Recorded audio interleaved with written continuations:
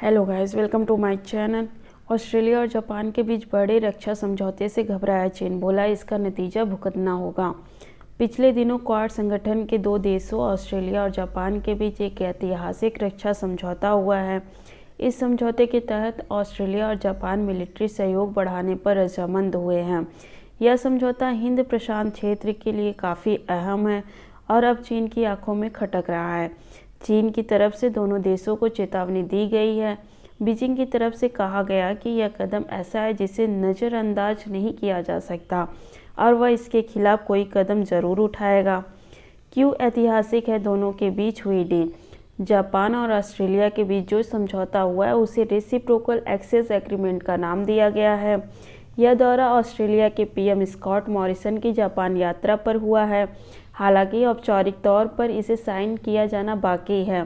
इस समझौते के बाद ऑस्ट्रेलिया और जापान की सेनाएं एक दूसरे के बेसिस का प्रयोग कर सकेंगी।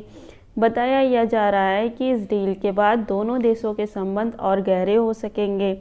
चीन की सरकार की तरफ से अभी तक औपचारिक तौर पर इस पर कोई प्रतिक्रिया नहीं दी गई है, लेकिन चीन के सरकारी अखबार ग्लोबल टाइम्स ने इस समझौते पर टिप्पणी की है। ग्लोबल टाइम्स का यह आर्टिकल चीनी और अंग्रेजी दोनों भाषा में जारी हुआ। इसमें आगे लिखा है, चीन अमेरिका के प्रति तटस्थ नहीं रहने वाला, जिसका मकसद देशों को चीन के खिलाफ भड़काना है।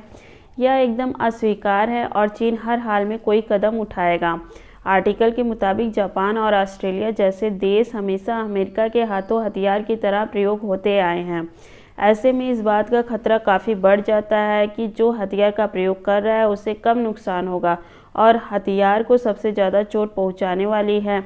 कुछ देशों की मीडिया ने दोनों देशों के बीच हुए समझौते को एक ऐतिहासिक समझौता करार दिया है। जापान दुनिया का इकलौता देश है जिसने ऑस्ट्रेलिया के ऊपर बम गिराया था। आइए बढ़ते हैं दूसरे बड़ी खबर की तरफ। पाकिस्तान को बड़ा झटका, आतंकियों के खिलाफ खुफिया सूचना साझा करने को चीन तैयार। आतंकवाद के मसले पर चीन भी ब्रिक्स देशों के साथ अहम खुफिया सूचनाएं साझा करने को तैयार हो गया है। जरूरी होने पर इसके लिए कानूनी ढांचा भी तैयार किया जाएगा। ब्रिक्स बैठक में आतंकरोधी रणनीति पर मुहर को भारत की बड़ी सफलता माना जा रहा है।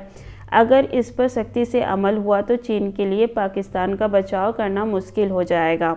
बैठक के बाद जारी ब्रिक्स आतंकरोधी रणनीति के दस्तावेज में कहा गया कि आतंक को रोकने और मुकाबला करने के लिए सदस्य देशों के सुरक्षा और कानून प्रवर्तन अधिकारियों के बीच व्यवहारिक सहयोग में सुधार करना जरूरी है। इसके तहत समय पर सटीक जानकारी साझा करना शामिल है और यदि आवश्यक हो तो इस तरह के साझाकरण के लिए कानूनी ढांचा तैयार करने जैसे उपायों पर भी काम किया जाएगा।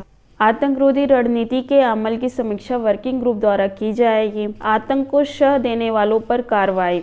रणनीति के तहत उन संस्थाओं और लोगों के खिलाफ कार्रवाई की जाएगी जो अंतर्राष्ट्रीय स्तर पर आतंकवाद को बढ़ावा देने, इसके वित्त पोषण, आतंकवादी गतिविधियों को आयोजित करने, भड़काने, सुविधा देने, भाग लेने, प्रोत्साहित करने या सहन करने में शामिल होंगे। जमीन का न होने देंगे इस्तेमाल।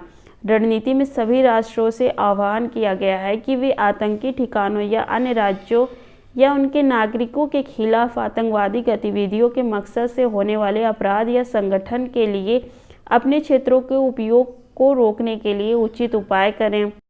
यूएन के प्रावधानों पर हो अमल। अंतर्राष्ट्रीय आतंकवाद का मुकाबला करने में संयुक्त राष्ट्र की केंद्रीय और समन्वित भूमिका के समर्थन के लिए उनके सहयोग को बढ़ाने और आतंकवाद से संबंधित संयुक्त राष्ट्र सुरक्षा परिषद के प्रस्तावों को सख्त और पूर्ण कार्य करने की आवश्यकता बताई गई है। संयुक्त राष्ट्र के वैश्विक आतंकवाद रोधी कानून का व्यापक कार्य करने पर भी सहमति बनी है। सीमा पार आवाजाही पर अंकुश लगाएंगे। सहमति के मुताबिक आतंकवादियों की एक राष्ट्र की सीमा से दूसरे राष्ट्र में आवाजाही या हलचल को रोकने और उनका पता लगाने के लिए आतंकवाद या अंतर्राष्ट्रीय डेटाबेस के मुताबिक एक्शन प्लान बनाकर नकेल कसी जाएगी। यूएन आतंकवादियों की सूची को भी कार्रवाई के लिए उपयोग में लाया जाएगा। संयुक्त राष्ट्र सुरक्षा परिषद द्वारा सूचीबद्ध आतंकी संगठनों पर खुफिया और सूचना साझा करने और सहयोग को मजबूत करने के लिए ब्रिक्स काउंटर आतंकवाद कार्य समूह का उपयोग करने पर भी सहमति बनी है।